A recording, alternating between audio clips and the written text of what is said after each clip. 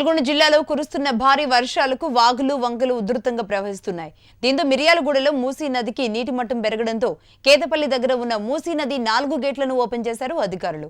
దీంతో ముల్కల కాలువలో ఒకసారిగా వరద ప్రవాహం పెరగడంతో 300కు పైగా గొర్రెలు కొట్టుకుపోయాయి. నీటిలో చిక్కుకున్న గొర్రెల్ని గ్రామస్తులు అతి కష్టం మీద కాపాడారు.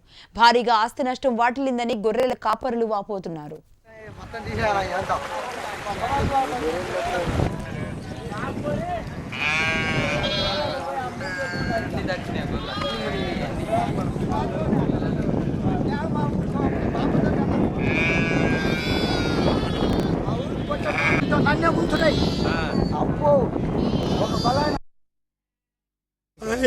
కొడుకు కొనలేరు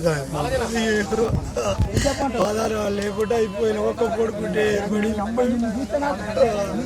దిక్కులేని పది ఆడి పట్టుకొని బతుకుతున్నాం. ఈ బుట్టల కోసం పొద్దున్నే వస్తాలే ముసి విపరీతంగా వచ్చింది. వీళ్ళకేం తెలియదు యాదవులకి. ఆ జ్వాలు మొత్తం ఒక 400 కొట్టపోయినాయి, ఒక 10-15 దాకా బయట వేసిన జ్వాలు మొత్తం. ఇక నేను మొత్తుకున్న తర్వాత ఊరు మొత్తం చాలా మంది వచ్చారు. ఈ జ్వాలు మొత్తం బయటకు పంపేయటం, వాళ్ళని బయటకు పంపేయటం వాళ్ళకి తెలియని వాళ్ళు. ఈ ముసి సంగతి వాళ్ళకి తెలియదు. సోల్పేట నిన్నదాన్ని మేము చూసుకుంటున్నాం.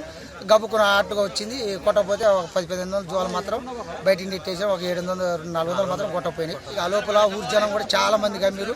ఇక ఎక్కడ ఉన్నది కూడా ముసమ్మటికి దోలాడుకుంటూ ఆడ కొన్ని చచ్చుకుంటూ కూడా కొన్ని కొట్టపోయినాయి, కొన్ని చచ్చినాయి కూడా. ఆ చచ్చినాయి కూడా కేంద్రపల్లి మండలం కేంద్రపల్లి గ్రామం నుంచి కరువు కాలం కానీ బతుకు తెరువుకు ముల్గకాల గ్రామం వచ్చినామండి. ముల్గకాల గ్రామం వస్తే వారం రోజుల నుంచి ఇక్కడనే ఉంటున్నాం. అనుకోకుండా ముసి రావడం వల్ల మా జీవాలు 150 దాకా పోయినాయి సార్.